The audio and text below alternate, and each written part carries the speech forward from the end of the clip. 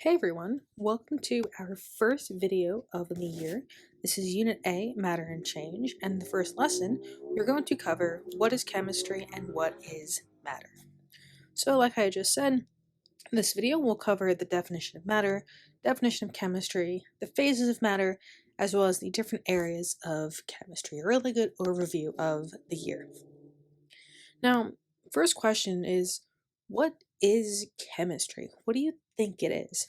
If you're thinking complicated formulas, equations, the periodic table, experiments, chemicals, chemical reactions, all of those things are part of chemistry, but it's so much more. And so if we're going to look at a textbook definition, we're going to open up a textbook or Google it online, it would say, chemistry is the scientific discipline involved with elements and compounds composed of atoms, molecules, and ions, their composition, structure, properties, behavior, and the changes they undergo during a reaction with other substances. Now, you might be thinking, what does that mean? And so the what you need to know definition, what you need to know, is that chemistry is the study of matter. Now that's a much simpler definition, but now you have the question, well, what is matter? And matter is everything. But again, that doesn't really help you understand what it is. So matter actually is anything that takes up space and has mass. So if it has volume, if it has mass, it is indeed matter. So just to kind of get that thought into your head, let's go through a few examples and see whether or not you think it is matter or not. So these little llamas or alpacas, I'm not totally sure the difference between the two of them. Are these matter? The answer is yes. If you look at the leaves and the bushes behind them, that is also matter. If we look at the dirt, the rocks, the sand, that is matter too. If we look at this fruit salad watermelon monster, is this matter? Absolutely. Everything in here, from the peaches, the watermelon, the grapes, other yellow fruits, everything in this picture is matter. If we look at this pet rock, the container, the hay, the rock, the card, is this matter? The answer is yes. Everything in this picture is indeed matter. If we look at this cup of coffee, we have coffee beans, the cup, the spoon, the burlap bag. All of that is matter? The answer is yes. Now, the question though, is the steam matter? And the answer is also yes. We'll get into that later on in this video, but gas it is indeed a type of matter. So here we have the sky, the clouds, balloons, air inside of the balloons. Is all of this matter? Again, the answer is yes.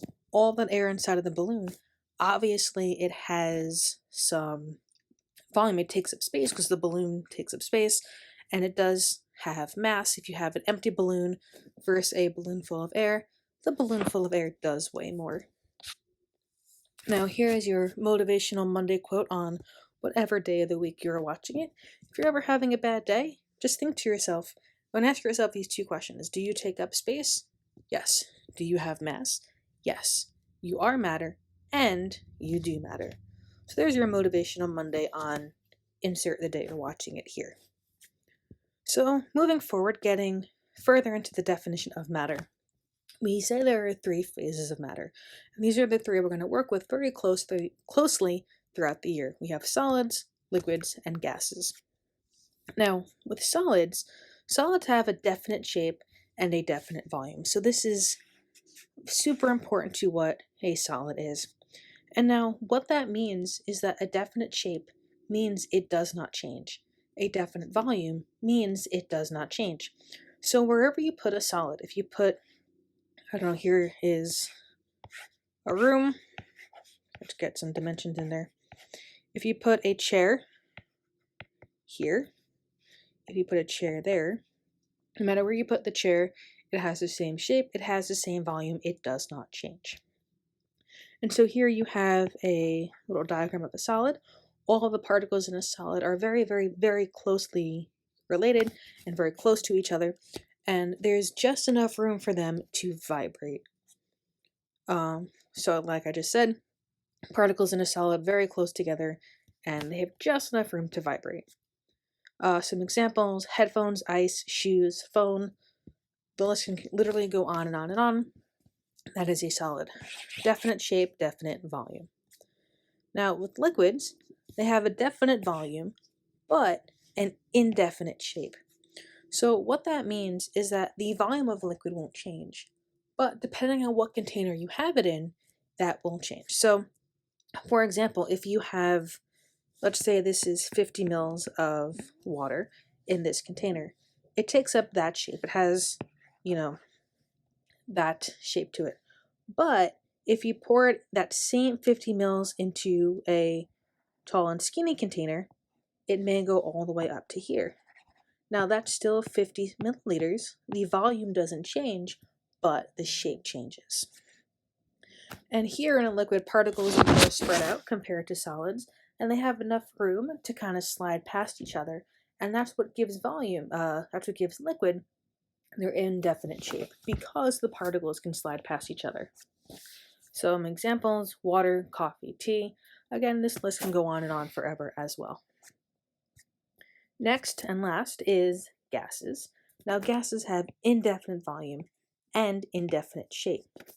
So what that means, you can change the shape and volume a gas is in. Now, gases will fill up any container that they are in.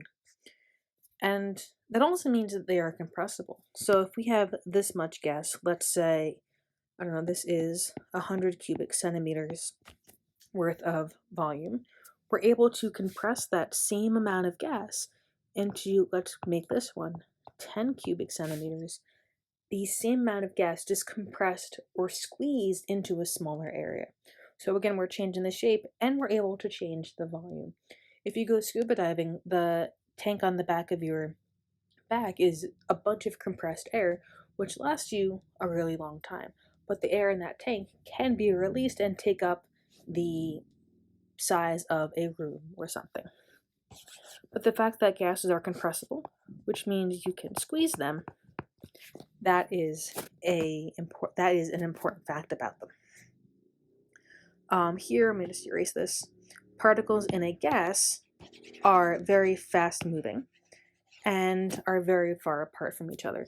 So if we compare the pictures from, liquids and solids and gases, we have solids that are very close together, liquids more spread out, just kind of, sliding past each other, and gases are spread out and take the entire container. Okay, now there is a fourth phase, and we don't really spend much time on it. It is called plasma. And in case you were curious, plasma is formed when negatively charged electrons are stripped from gas atoms, creating these positive atoms called ions. Now, we have electrons, we have atom, we have ion, all these different terms, which we'll get into in a lot more detail later on. So that's pretty much it for today. Just a quick overview of chemistry. So right now we're in Unit A, talking about matter and change. Then we're off to the atom, the periodic table, bonding, moles, stoichiometry, gases, solutions, thermochem, kinetics, equilibrium, acids, base, salts, redox, organic chem, and nuclear. All these different units are things we will spend time on throughout the year going into. So these are some pretty cool units. Now, we've talked about in class, and you'll see as the year goes on, all these different examples of chemistry in your life, from scuba diving to ocean acidification, batteries, fireworks, glow sticks, cooking, magic, rock candy. All of these things involve chemistry, and all of these things are things you're going to talk about over the course of the year. Now, on that note, this is pretty much it. We're going to wrap it up, and next time we're going to cover the classifications of matter, now that we know what matter is, the difference between elements, mixtures, and compounds, and the different types of mixtures. So on that note, have a wonderful day. Bye.